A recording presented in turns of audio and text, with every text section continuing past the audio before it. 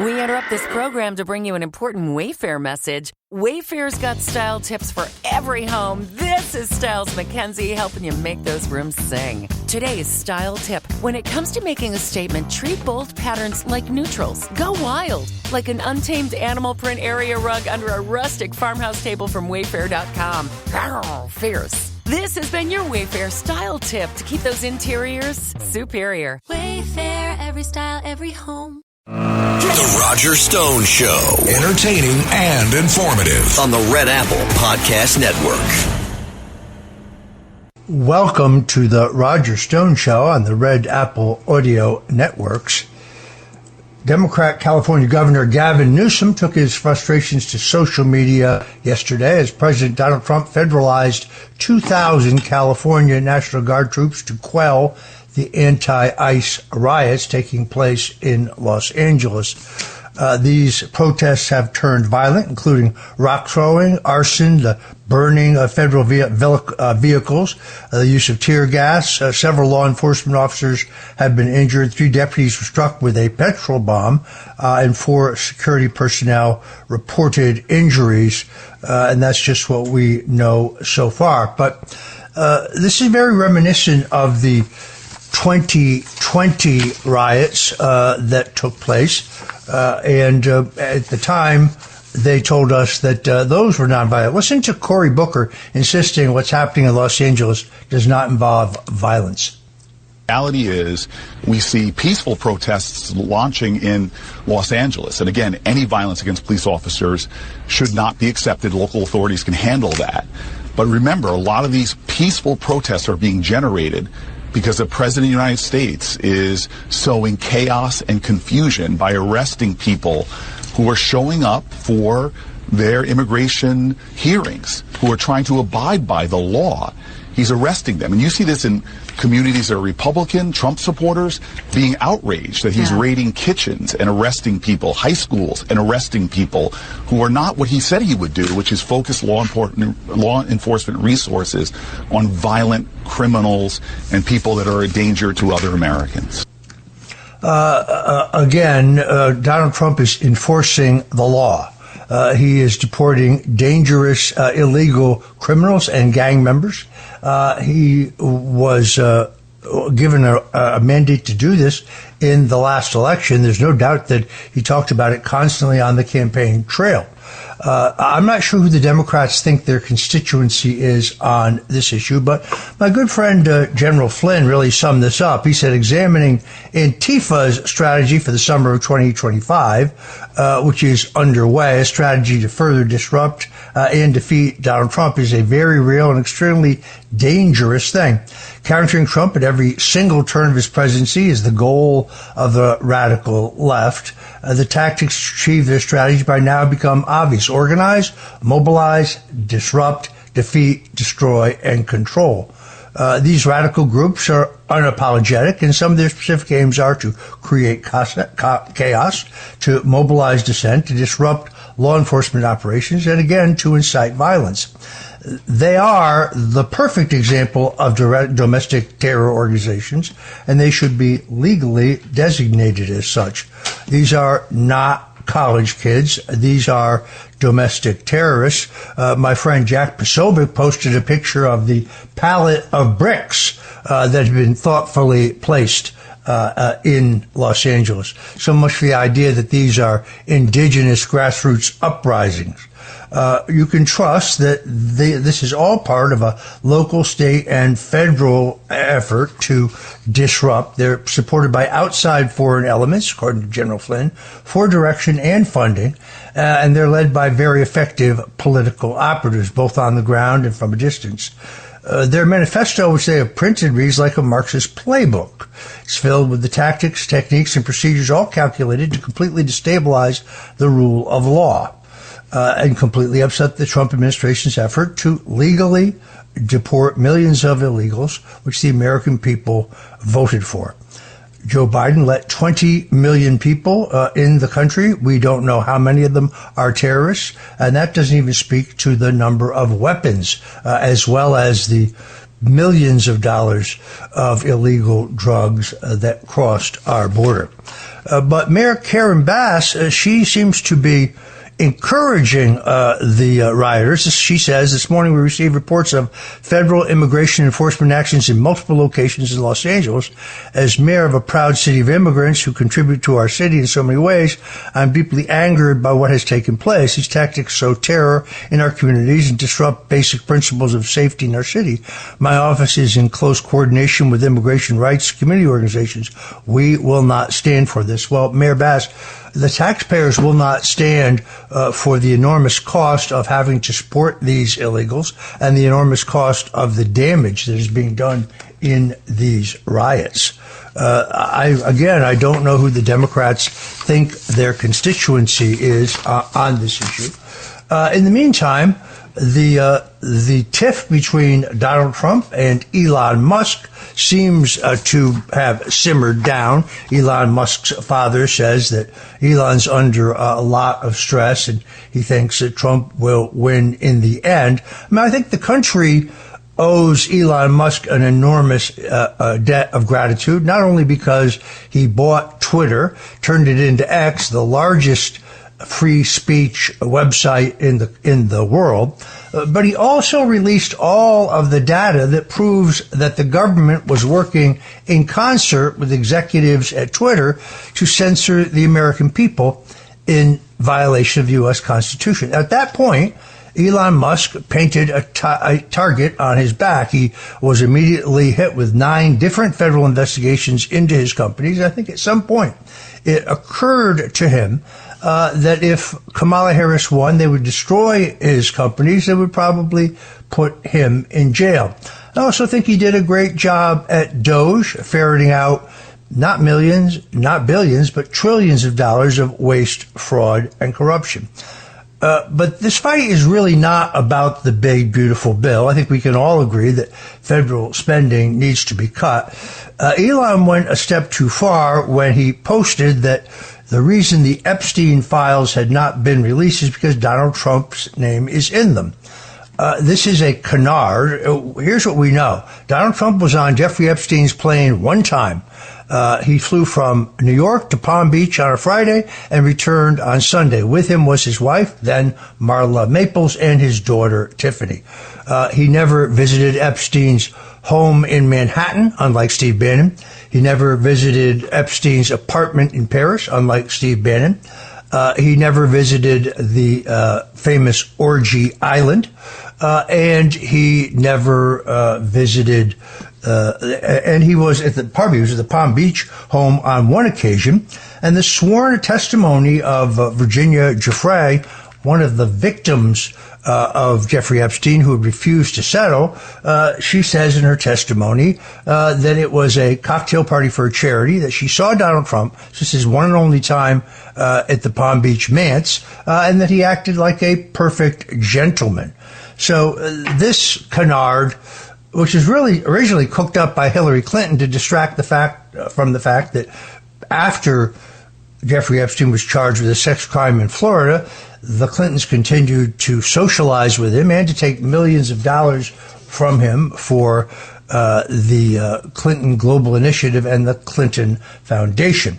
I really think Elon owes the president an apology, and in fact, he's now said that once the documents are fully released, he will apologize. David Schoen, who was Epstein's last criminal defense lawyer, was on my show this past week to say that he asked Epstein directly whether he knew of any negative or derogatory information regarding Trump, and Epstein said no. This was at a time when Epstein would have been looking for whatever leverage he could find after he'd been charged in a federal crime. 9 days after he had that conversation with lawyer David Schoen, it is alleged that he killed himself. You're listening to The Roger Stone Show on the Red Apple Audio Networks. Whatever you do, don't touch that dial, because we'll be back with more. The Roger Stone Show on the Red Apple Podcast Network.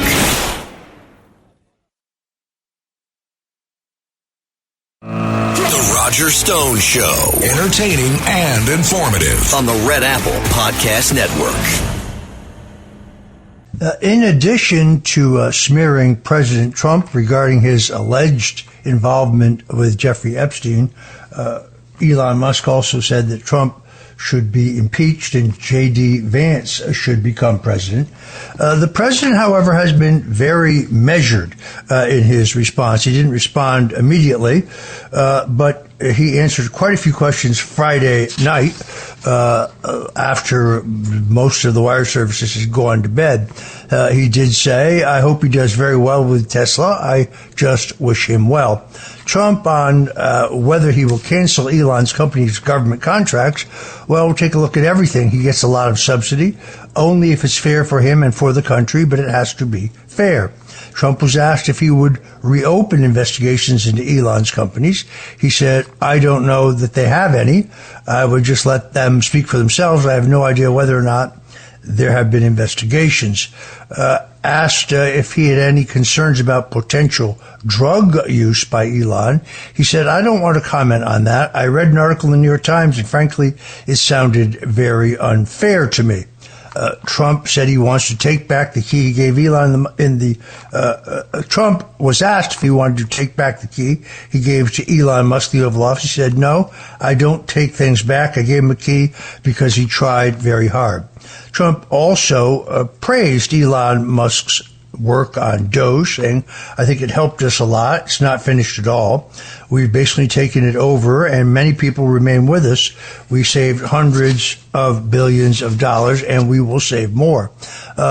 When he was asked if he would sell the White House Tesla, it's a flaming red, he said, "I haven't thought about it, but I hope he does well with Tesla."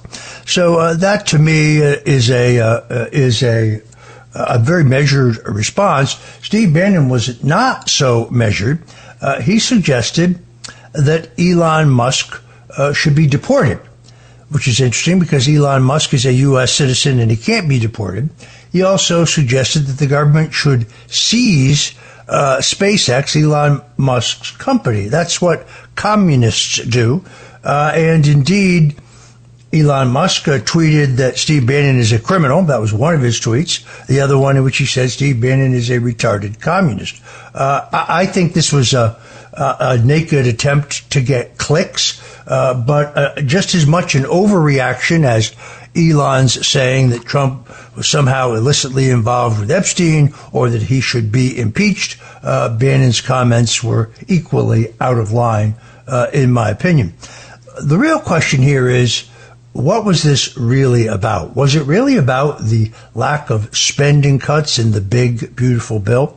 My sources tell me no. First of all, if you have been around the legislative process in Washington, you know that the budget reconciliation bill is not the place to do the kind of rescissions we're talking about.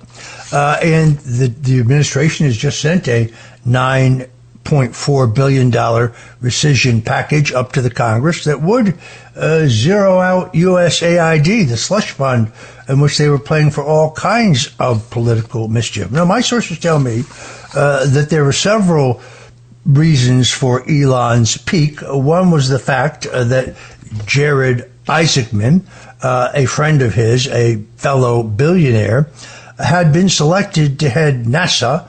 And then when the president found out that he was a very active donor to Democrats such as Kamala Harris and Joe Biden, he decided not to appoint him. Also, Elon was not selected. His Starlink technology was not selected for the air traffic controllers program. And the great, beautiful bill, of course, has no tax credit for electric vehicles. It does have a tax credit if you buy your gas guzzler, your car or your truck, from an American company made in the United States. So I think these are more likely the reasons why Elon has become disaffected. I doubt that the Democrats will take him back with open arms because of his stand for free speech. This is why I appreciate him. In 2017, I was denied my free speech rights. I was just unilaterally canceled on Twitter. I had 980,000 followers at the time. They never did tell me which one of my stupid tweets got me banned. There's been a lot of speculation about it. But Elon, not did he just, as I said earlier, not did he just buy the platform.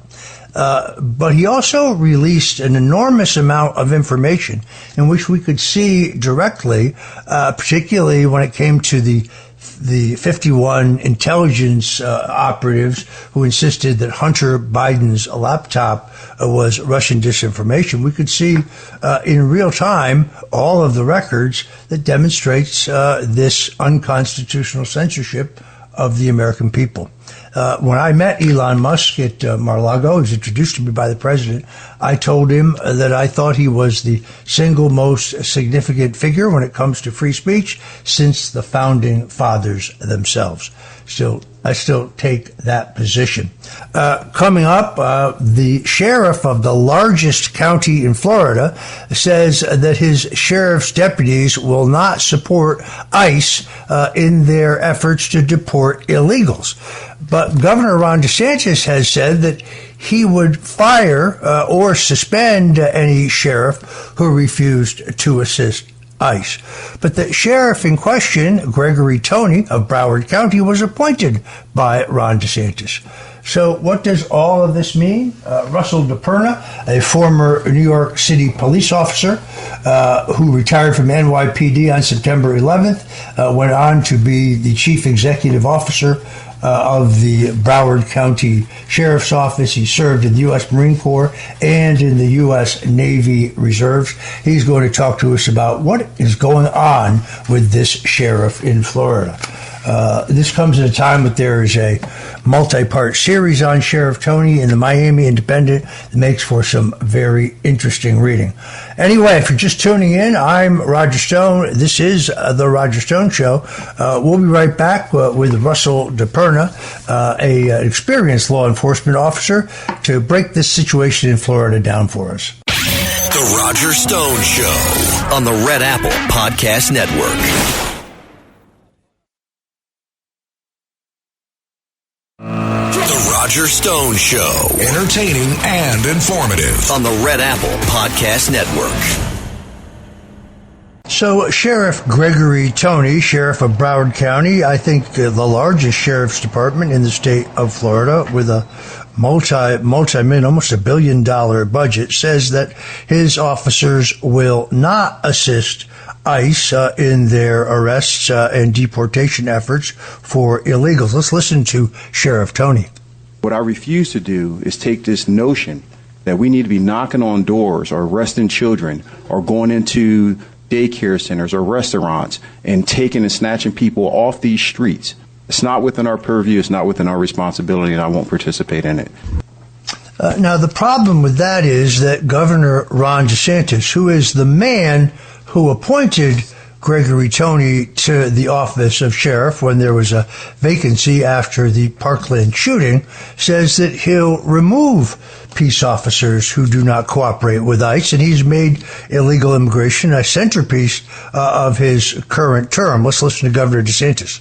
You got people that come here without authorization and they go out and try to loot the place. Give me a break. Those people need to be sent back immediately. So this will end up helping the overall situation, even apart from immigration. Now, the accountability is significant. If those duties are clear in law, I have the authority with respect to certain officials to suspend them from their office if they are neglecting their duties. And that's a authority that I have invoked. So DeSantis has said repeatedly that any local official, including sheriffs, who refuse to cooperate with ICE under Florida's immigration enforcement policy would be suspended or removed. In March 2025, he said, if these local governments are not being part of the solution, we've got a lot of tools, including suspension from office, that we can do right now. Here to help us break this down is Russ DePerna. Russ retired from the New York Police Department on September 11, 2001. He was assisting in the evacuation of the South Tower when the second plane struck the building. He served with honor in the U.S. Marine Corps and the U.S. Navy Reserve. He holds a master's degree in political science with a concentration in Middle Eastern studies from Florida Atlantic University, or college, I should say. He attended the Institute for Counterterrorism at Reichman University in Herzliya, Israel, where he received a graduate certificate on counterterrorism. He also holds a bachelor's degree in history from FAU. He was, in his past, he was the chief executive officer of the Broward County Sheriff's Office. Russ, welcome to the Roger Stone Show. Roger, it's an honor to be here on your show today. Gregory Tony's tenure as sheriff has been anything but smooth. 3 separate investigations, the Florida Department of Law Enforcement, the State Ethics Committee, and a State Senate committee investigated the sheriff, and they all recommended that he be terminated. That controversy swirls around the fact that when he was appointed sheriff, he did not disclose that in Philadelphia, where he had moved from, he had been tried for both murder and for drug dealing. He was acquitted on murder with a self-defense defense, although the Florida Bulldog, a left-of-center media outlet, has done an excellent analysis to question that result. So, Russ, what's going on here? Well, I'd like to touch on the illegal immigration protocols and trajectory of Greg Tony in a minute, but let's go to Sheriff Tony's past. We all know he replaced Sheriff Scott Israel in January of 2019 on the abrupt removal by Governor DeSantis. Whether you could say that was justified or not, that's already been discussed. But within a short period of time, troubling revelations about Tony's past emerged, and they were very egregious. He had fatally shot a teenager in 1993, but he concealed this nefarious activity of LSD use when applying to the Coral Springs Police Department, where he was first employed as a law enforcement officer. And he reportedly provided false information on multiple law enforcement applications. Tony built his career on lies, violence, and manipulation. I don't think, not only police departments, I don't think any company in the entire country would have hired him in any capacity. So murder, identity fraud, perjury, multiple state and federal investigations, ethical violations, workplace violence, stolen valor. We also could look at the pro-left Black Lives Matter politics, his association with a radical Islamic mosque, and his epic mismanagement of the state's largest sheriff's office budget. But here's the problem. Governor DeSantis wasn't offered Tony's altered version of events before considering his appointment. When he was asked about the shooting incident, it would compel him to remove Tony. But he was very defensive. And he echoed the sheriff's unconvincing words, I guess you could say. They did a background check, and DeSantis has been defending him in every step of the way. Ultimately, the decision can be made, the governor added, it's not going to be anything I'm going to get involved in, he said, when all this nefarious activity was exposed. And he said he wasn't going to get involved in it. He said it was up to the voters to decide. Well, I want to discuss the granularity of this would just take too long, and it would probably consume more than the 30 minutes that we're here for today. But it seems as if Greg Tony skirts the law and in every step of the way, in every step of the imagination. So I would like to recommend to your listeners to go on to the Miami Independent. It's an online news source. They are running 7 consecutive articles on Greg Tony. The first 2 have already been published, and it outlines, again, the granularity of his nefarious and egregious and criminal activity that the governor has completely ignored. A state panel and commission recommended he be removed from office, and to this day, Governor DeSantis does nothing. My view here, of course, is that when Tony was appointed, he was actually a registered Republican. He quickly switched and became a Democrat. He won a Democrat primary, was therefore reelected. That does not obviate his many crimes. This statement is about politics. It's about staying as governor. I don't think that Governor DeSantis, for whatever reason, will remove him, even though 3 separate state investigations have recommended exactly that. But I will say this, if Casey DeSantis, his wife, runs for governor as is expected, I do think that she will be held responsible for Gregory Tony's record. She's going to be asked in the Republican primary whether she would adhere to the 3 recommendations that he be dismissed. You're right, this is more than we could possibly do in an hour, never mind 30 minutes. And I want to get back to the larger question of immigration and what the sheriff is doing there. If you're just tuning in, we're talking to Russ DePerna, former New York Police Department veteran, also retired Marine Corps lieutenant, let me start over again. Also served in the United States Marine Corps and in the U.S. Navy Reserve. Very impressed with the fact that you attended the Institute for Counterterrorism at Reichman University in Israel, where you received a graduate certificate of counterterrorism. And that's really where I want to go. You see these riots, Russ. This is very reminiscent to what we saw in 2020. It's the same exact playbook. The left is already trying to tell us this is grassroots. This is just a reaction to the policies of Donald Trump. When we come back, I want to analyze that and see if what we know today about the 2020 riots and what we see unfolding before our very eyes in Los Angeles, is this the same tactic? Are these the same people? And does it have the same goal? If you're just tuning in, folks, this is the Roger Stone Show. We're talking to Russ DePerna, a former NYPD officer, former executive officer of the Broward County Sheriff's Office, a proud veteran of the U.S. Marine Corps and the U.S. Navy Reserve.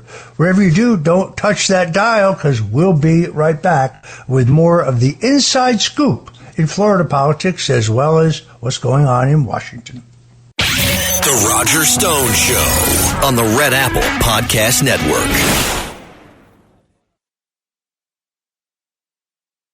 The Roger Stone Show, entertaining and informative on the Red Apple Podcast Network. And we're back on the Roger Stone Show. We're talking to Russ DePerna. Russ was born and raised in Commack, Long Island. He, as I said, was a New York City police officer as well as an executive officer of the Broward County Sheriff's Department, served in the United States Marine Corps as well as the U.S. Navy Reserves. He holds a master's degree in political science with a concentration on Middle Eastern studies from Florida Atlantic University, and he attended the Institute for Counterterrorism at Reichman University in Israel, where he received a graduate certificate in counterterrorism. His bachelor's degree is in history, also comes from Florida Atlantic University. Russ, if you look at what's unfolding in Los Angeles, I cannot help but be reminded of what precisely happened here in this country in 2020. In the aftermath of the George Floyd incident, you had 19 confirmed deaths. 25 people, according to congressional record, died in violent riots nationwide. In Chicago's protests, there were 15 fatalities alone. In Minneapolis, St. Paul, 2 deaths occurred between May and June of 2020. Chicago also saw 284 police officers injured during the unrest. The injuries include 2,000 police officers. Chicago recorded 284 police injuries. But where the really gets stunning is the property damage.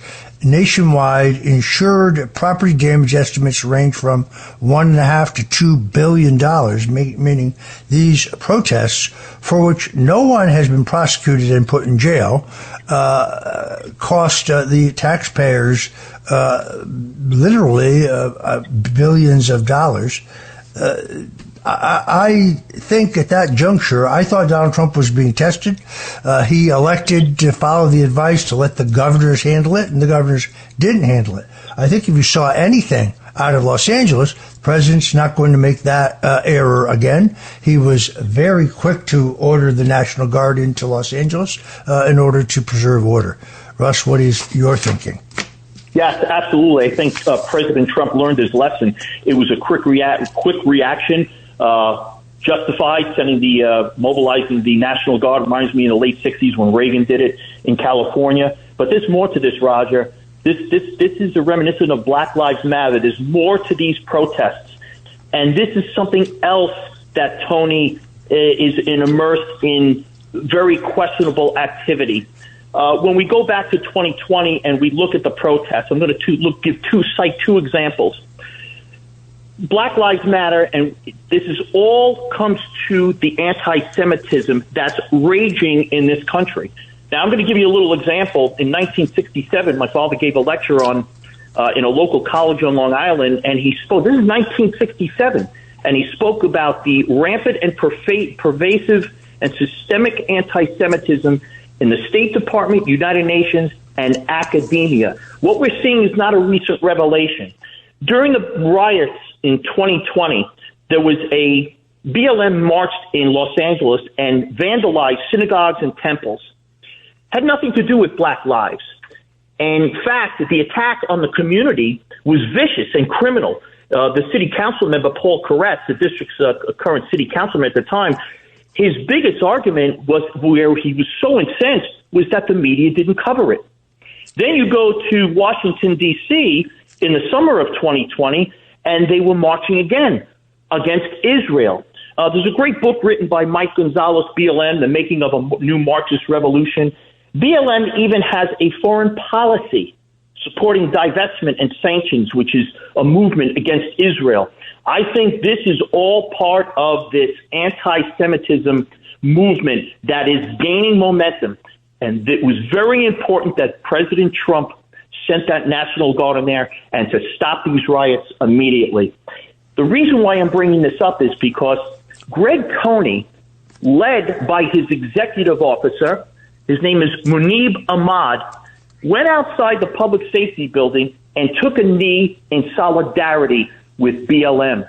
Now, I don't know what you call that or how you could define that, but for a head of a law enforcement agency the size of Broward County, the third largest sheriff's office in the country, how you can go out and align yourself with a self-proclaimed Marxist. That's their website. That's not my words. Those are their words. An organization who espouses anti-Semitism. Here's the question. Where is Governor DeSantis? Where is he? This stuff, it's almost like Tony is thumbing his nose at Governor DeSantis. And when you talk about the immigration, you played a clip that he said he's not going to enforce immigration. Okay, there was a quote there. He said, where was it? Tony said, he goes, we have other priorities in this county, and illegal immigration is not one of them. We know many of these immigrants are coming from Middle Eastern countries and countries in Africa. Okay? I don't care about what country they come from. If you commit a crime in this country, I'm coming for you. But not if you're an illegal immigrant. So what is he waiting for? He's going to wait for one of these illegal immigrants to commit an egregious, heinous crime before he pursues them? So he's aligned himself with one of the most radical organizations in the country and in the world, because BLM is also in Europe, and now he's not attempting to arrest people that potentially can pose a threat to this country and the county. One more thing. Most of the immigrants, Florida is top 3 where most of the illegal immigrants are coming. The port of entry in Miami is the largest port of entry for illegal immigrants in the country. Again, where is Ron DeSantis when it comes to Greg Coney? Nowhere to be found. Yeah, as I said earlier, I think the only place this is going to end up being adjudicated is in the Republican primary for governor. I think the front runner there is Congressman Byron Donalds. Clearly, the First Lady, Casey DeSantis, has made noises about challenging him, although I don't know what her qualifications to be governor are. But I expect the future of Gregory Tony to be very much an issue in that primary. For whatever reason, the governor doesn't want to listen to these various investigations that have recommended the sheriff's termination. Afraid we have to leave it there. I want to thank Russ DePerna for joining us today. Coming up, Congresswoman Anna Paulina Luna has sponsored legislation to add the image of Donald Trump to Mount Rushmore, and a South Dakota man has taken that and run with it. He's launched a grassroots effort to have Donald Trump join Roosevelt, Washington, Jefferson, and Lincoln on Mount Rushmore. We're going to tell you all about that when we come back. You're listening to The Roger Stone Show. Please don't go away, because we'll be right back. The Roger Stone Show on the Red Apple Podcast Network.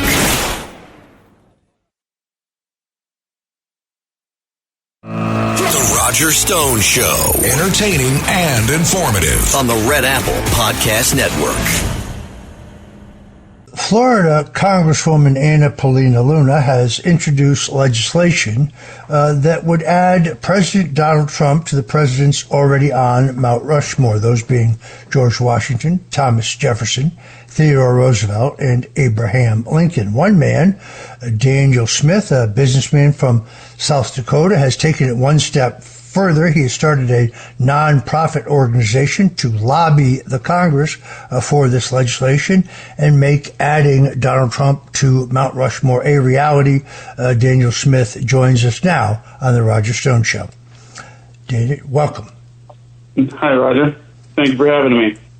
So you obviously think this is a good idea. You founded the One More for Rushmore Committee.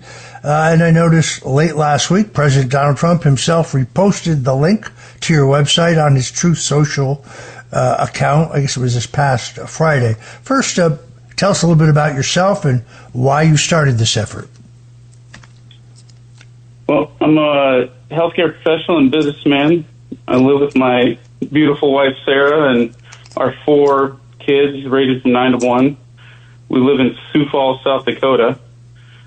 I believe that President Trump deserves to be on Mount Rushmore based on the incredible accomplishments of just his first term alone. Between 2017 and 2021, he gave us a booming economy, record unemployment, low inflation, and he averted all foreign wars.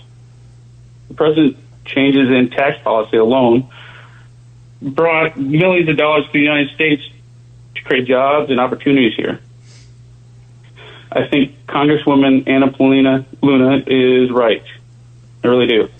President Trump belongs on Mount Rushmore, and I'm calling on all my fellow Americans to help us get it done. That website, if you're interested, is onemoreforrushmore.org, onemoreforrushmore.org, where you can sign the petition to the Congress. What has been the reaction so far to your grassroots organization?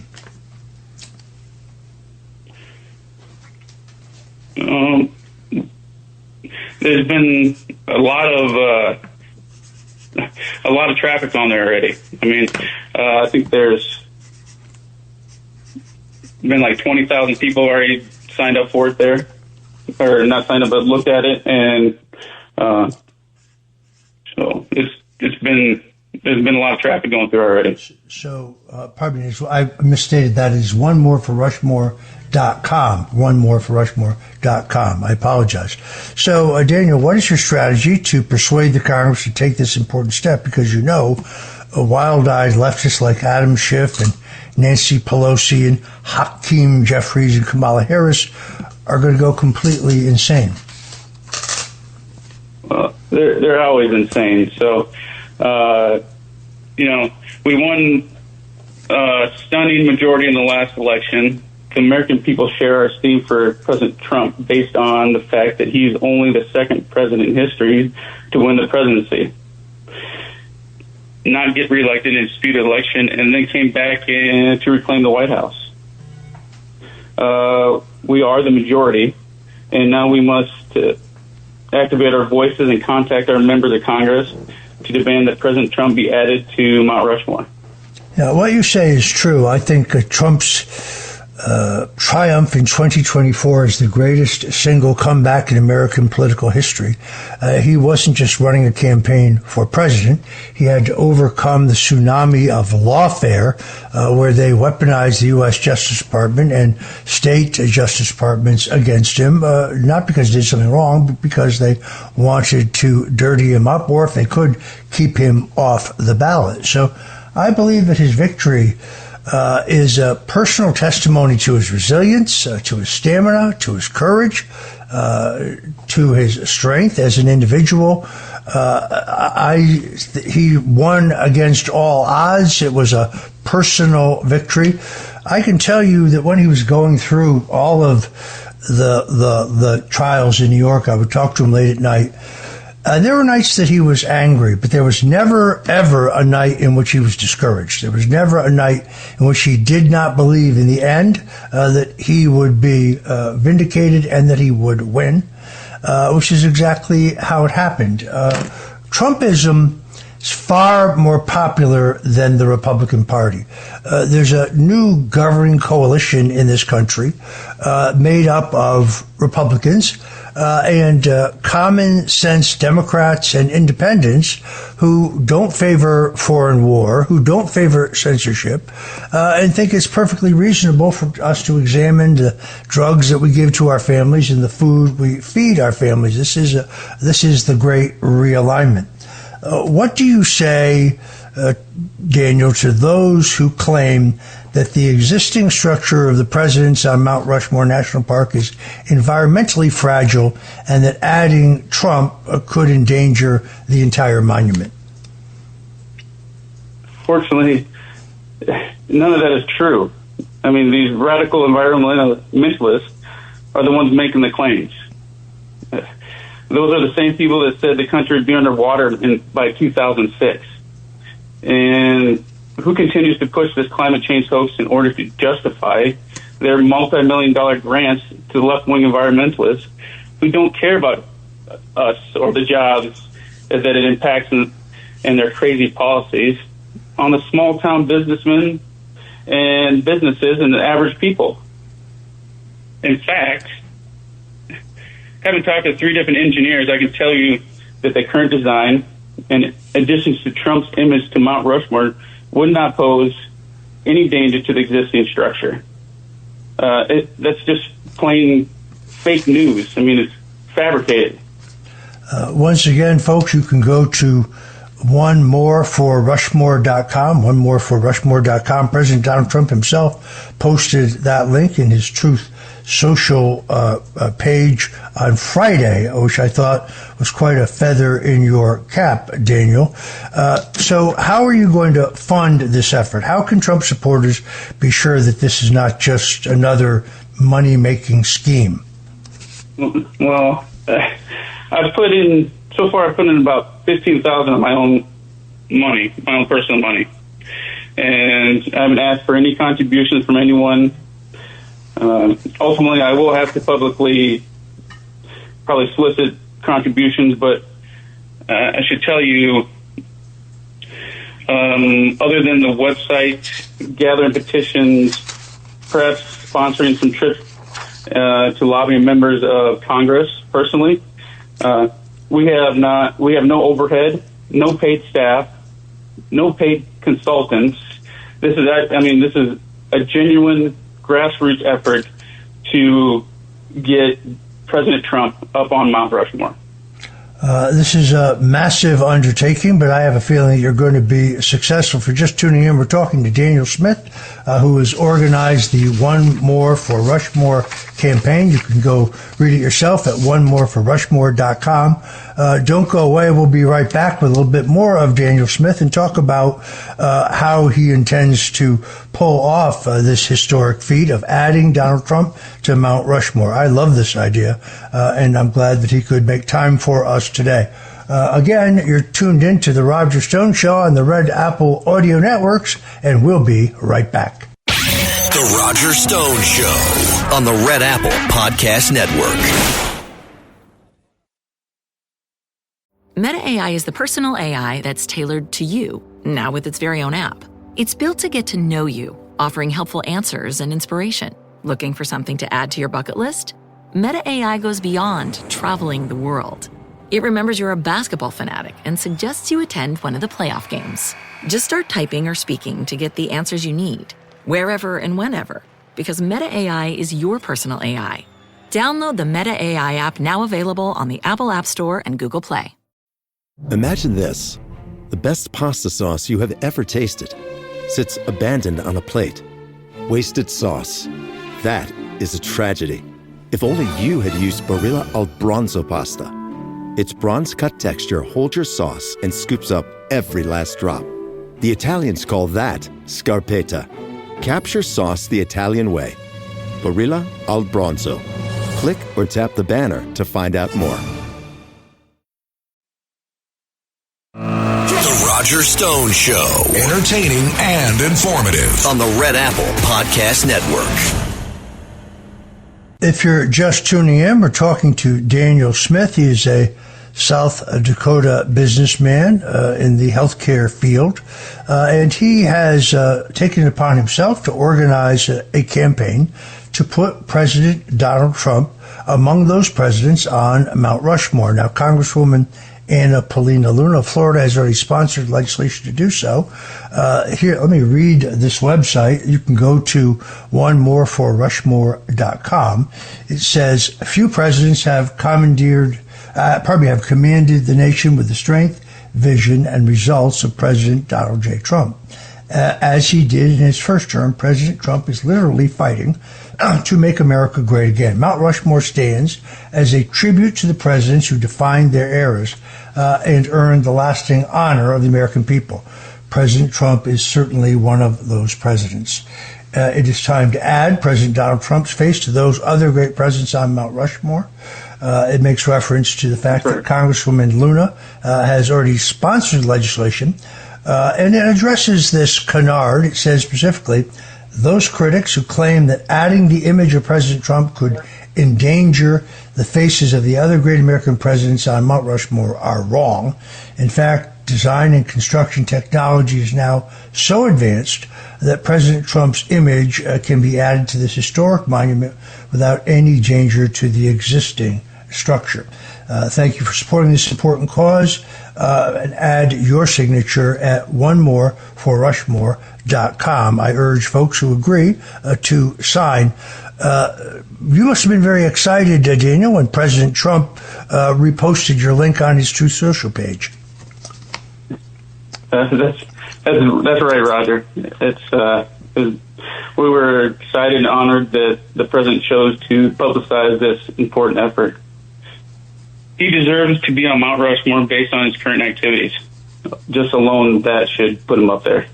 We've had a 96% drop in illegal border crossings. He's deported well over 100,000 violent, dangerous, illegal criminals, and the number goes up each week. The president has averted a war where the war hawks and his own counsel have tried to persuade him to attack Iran, which many here in South Dakota believe would be a huge mistake. At the same time, we agree that the Iranians can never be allowed to have a nuclear bomb. Everybody feels that way, you know. The president's fight for tariffs is also another way he is putting America's first. Most people don't know that virtually every one of our trading partners currently charges us a higher tariff than we charge them. I read the Arlie deal, which I bought at a used bookstore out in Rapid City, South Dakota, quite a few years back. And I realized Trump is a master negotiator. And if there's anyone who can negotiate our world war, to keep us out of a world war with Iran or Russia, it's going to be Donald Trump. All right, so one last time, where can people go to sign the petition to put Donald Trump up on Mount Rushmore? It's going to be onemoreforrushmore.com. Can I say one more thing, Roger, here? Of course. Roger, we really admire what you do here, everybody across the United States, and you tell the truth. You fight against the corrupt radical left in D.C., you are just a great American, and it's an honor and a privilege to be on your show, and thank you very much for having me here. I really appreciate it. Well, that's very kind. I think you have undertaken a very important effort. I know you don't have any experience in politics and you're kind of feeling your way, but this is a true grassroots movement, and we appreciate you and your patriotism. We'll have you back in a couple weeks. You can tell us how it's going, but I urge people to go to onemore4rushmore.com. Thank you, Daniel Smith. Thank you, Roger. Meanwhile, Robert F. Kennedy is fulfilling his promise that he made when he was appointed Secretary of the Department of Health and Human Services, wisely and I think surgically taking measures that prevent big agriculture and big pharma from dictating the public health policy. RFK told the Center for Disease Control and Prevention to stop the recommendation of COVID-19 vaccination for newborns and for pregnant women last week, a decision that enraged health officials and the media talking heads who are beholden to the big pharmaceutical corporations. Frankly, Big Pharma has the most powerful lobby in Washington. I was praying that RFK would get confirmed because I understand how powerful that lobby is in the Congress. But he has certainly fulfilled my expectations. Last year, as he said, the Biden administration urged healthy children to get yet another COVID shot, despite the lack of any clinical data to support the repeat booster strategy in children. Kennedy said that in a video that I saw on Friday. Well, the evidence backs RFK's decision up. Pfizer's own clinical trials demonstrated that the COVID-19 shots were linked to an increase in preterm births and miscarriages. Pfizer's report on pregnancy and lactation also showed that the vaccination adversely affects babies during the nursing process, shows an increase of edema, vomiting, fever, and other issues. The COVID shots were pushed onto children despite an extremely low chance of children dying from the virus. Data shows that children are far more likely to suffer from an adverse side effect from the shots, such as heart inflammation, blood clots, Guillain-Barré syndrome, than they are to die from COVID. That is simply a fact. Pushing the experimental vaccinations on children was always a shameless money grab, in my opinion, by Big Pharma, clouded in fear and pushed by a bought-off medical establishment. Robert F. Kennedy Jr. has gone after the toxic food additives that are being banned in countries around the world, but not here. And just in the last week, the Food and Drug Administration under RFK's leadership is requesting the removal of multiple dyes and petroleum-based products that had been linked to diabetes, cancer, obesity, ADHD, and various gastrointestinal disorder. I think this is among President Trump's very, very best appointments.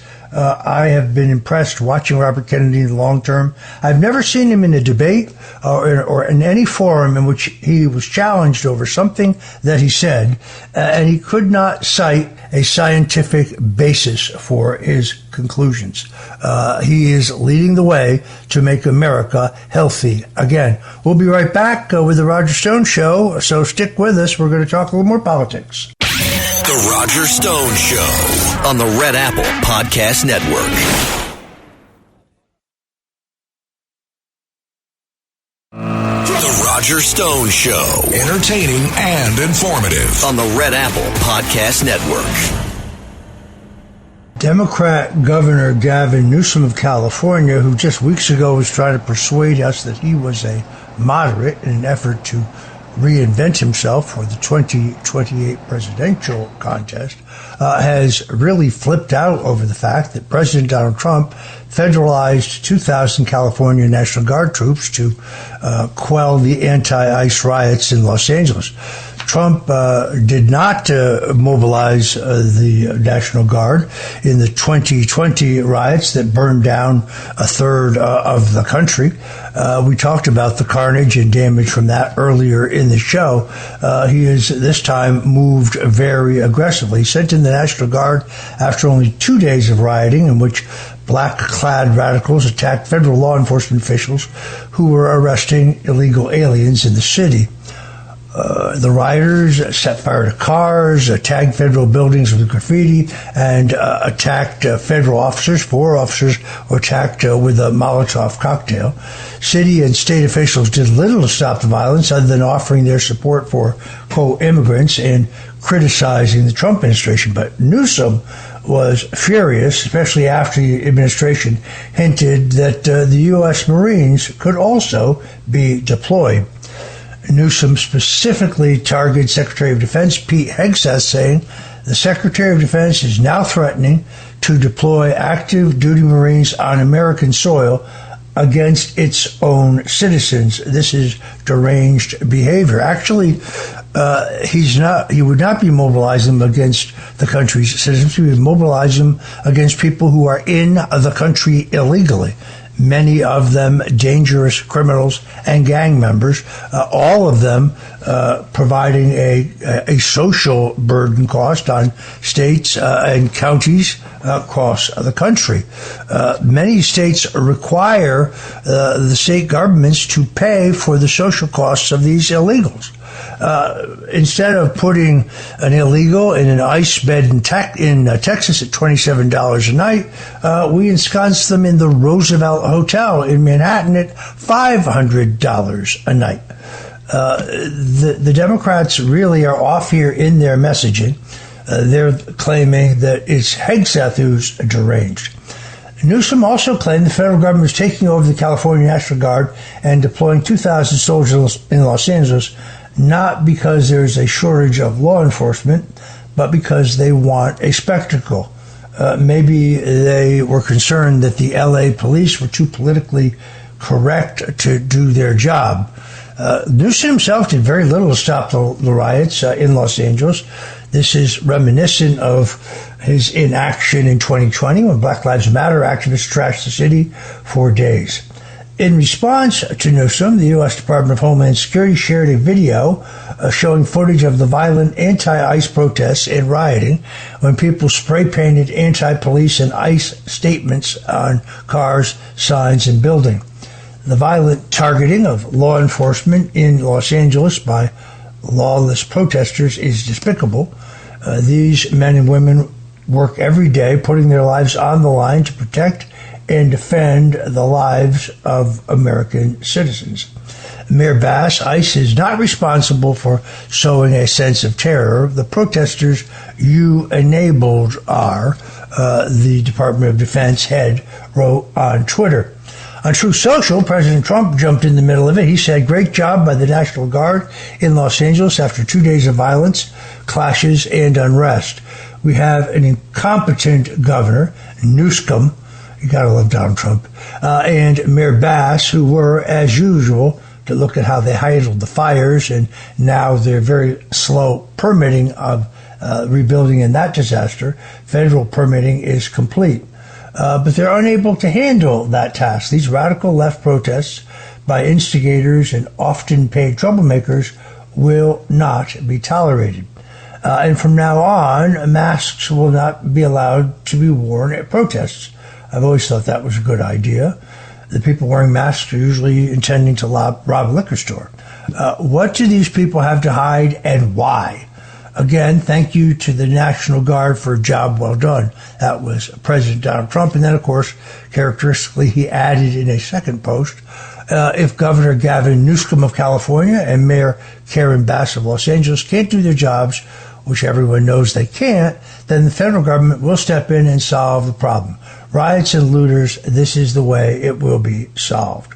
Meanwhile, the Democrat House Minority Leader, Hakeem Jeffries, is threatening to unmask immigration and customs enforcement agents, many of whom work undercover operations, say Democrats will expose their identities no matter what it takes.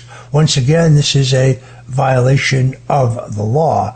During a press conference this week, Jeffries claimed that Democrats would seek out the identities of ICE agents who work to enforce federal immigration law by locating, arresting, and deporting illegal aliens, often violent, convicted criminals and gang members.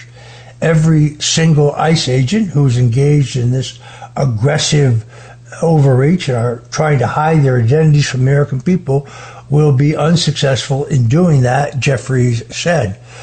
Does he not understand that exposing their identities is extraordinary danger to these law enforcement officers? Jeffries' comments and other inflammatory remarks by the Democrats come as ICE agents have faced a massive spike in the assaults at the hands of illegal aliens that they are tasked with arresting.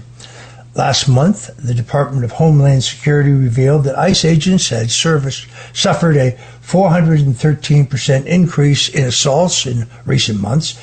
Meanwhile, Minnesota Governor Tim Walz, you remember him, he's the guy who lied about being a football coach, who lied about seeing combat, lied about his rank in the military.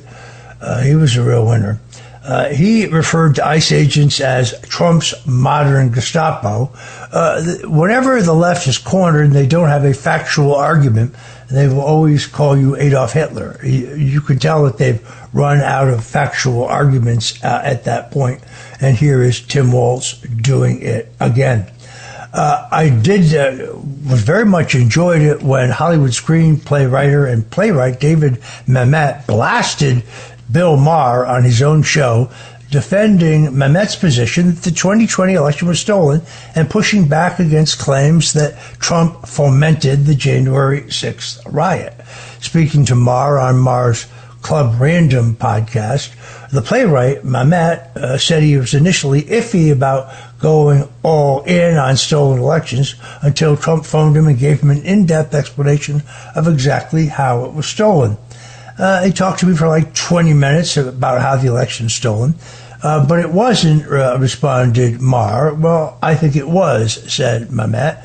This guy wrote the screenplay for the 1987 crime drama The Untouchables.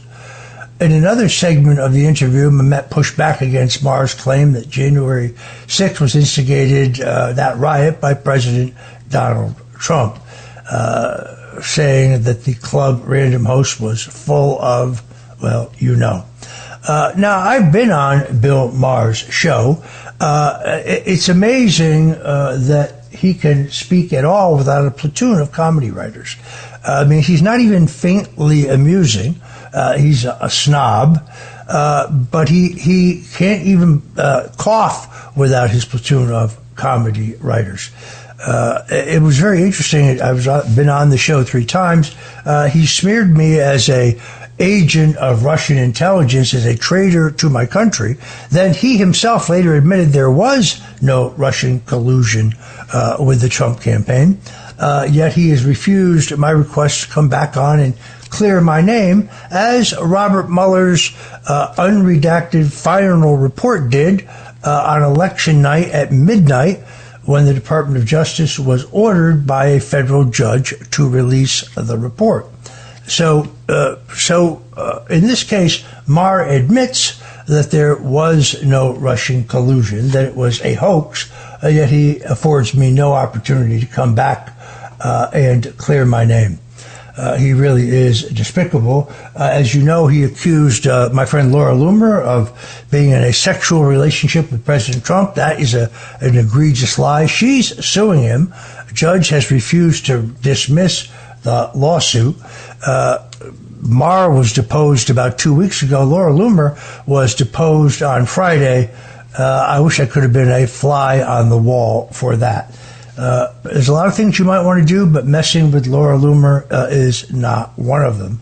I wish her the very best with her lawsuit, because it's not humorous to accuse the President of the United States of having a sexual relationship with one of his supporters because he puts his hand on her waist for a photograph.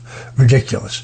On Truth Social, President Trump endorsed Mamet's new book, saying that Mamet was a great playwright and filmmaker, and just wrote an incredible new book. So Donald Trump obviously paying attention to this back and forth. You're listening to The Roger Stone Show on the Red Apple Audio Networks. And whatever you do, please stay with us. We've got a bit more on the politics of the day. The Roger Stone Show on the Red Apple Podcast Network. The Roger Stone Show. Entertaining and informative on the Red Apple Podcast Network. I really don't understand why Federal Reserve Chairman Jerome Powell will not cut interest rates. In fact, the current inflation rate is exactly where it was when the Fed cut rates last time to try to benefit the reelection prospects of Joe Biden. Listen to President Trump on this subject. We have a Federal Reserve Chairman that is playing politics. Somebody that I've never been very fond of, actually. But he's playing politics. Interest rates should be down now. They should be coming down. I think he's absolutely right. Of course, Powell accuses the president of playing politics. Powell says he doesn't have enough data to make the decision yet. I think the data is actually pretty clear. We had Barry Habib on the show. It was a week ago, who was very articulate on this point. Listen to Secretary of the Treasury Scott Bessent. The interest rates will affect credit cards. It will affect auto loans. And the bottom 50% of Americans over the past 2 years have gotten crushed by these high interest rates. So we're set on bringing interest rates down. And I think that's one of the great accomplishments so far. In the meantime, I was asked to go on with a national television show. The story, I should say, the question on the table was the hiding of Joe Biden's mental decline a bigger scandal than Watergate? It's a trick question. I think it is certainly up there. The Russian collusion hoax, in which the full authority of the United States government, along with the incredible capabilities of our intelligence agencies, utilizing what Barack Obama and Joe Biden and FBI Director Comey and CIA Director John Brennan and National Security Advisor Susan Rice and others knew was a fraud, the so-called Steele dossier. Andrew Weissman, who was the de facto head of the Mueller investigation, knew all the way back to his time as general counsel to the FBI that the Steele dossier was a fraud, but they used it as a rationale to unseat a duly elected president. This is the greatest scandal in American history.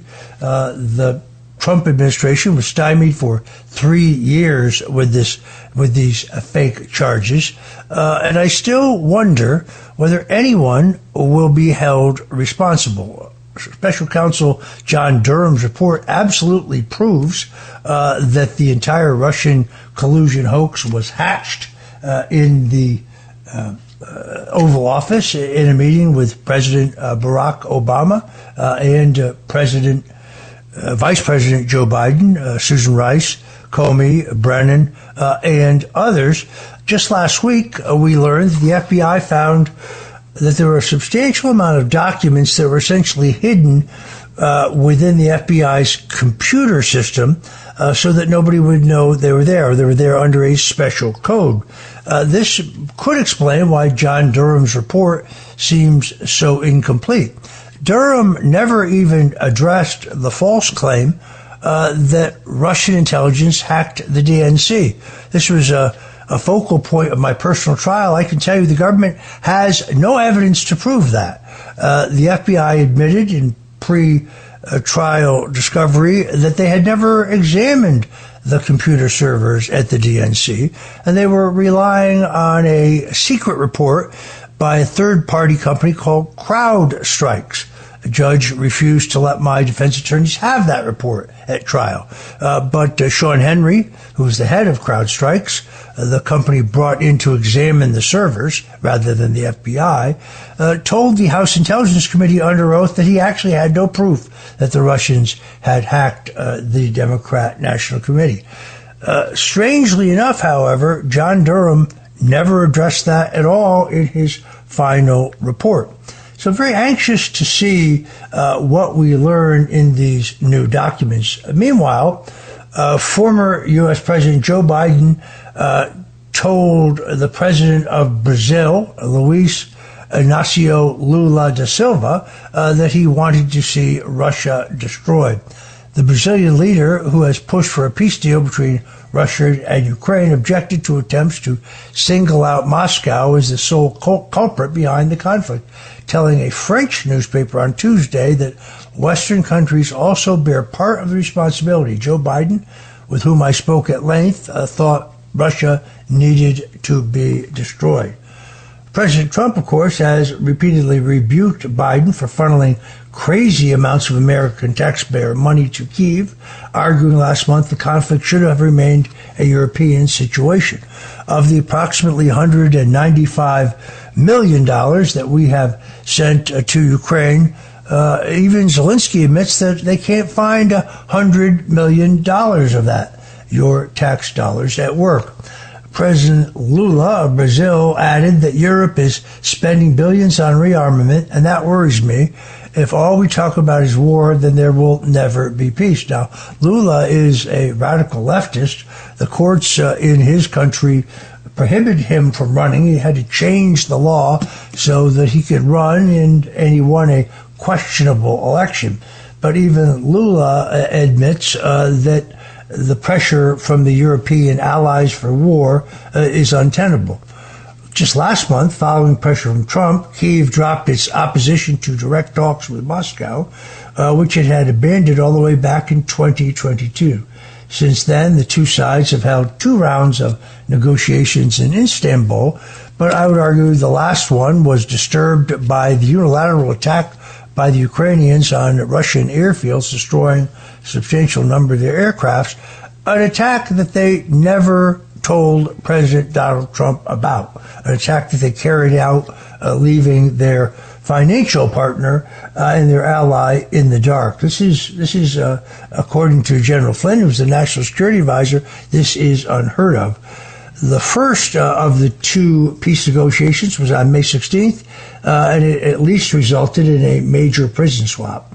During the second round of negotiations this past Monday, the 2 sides exchanged draft memorandums outlining a roadmap towards an eventual peace deal.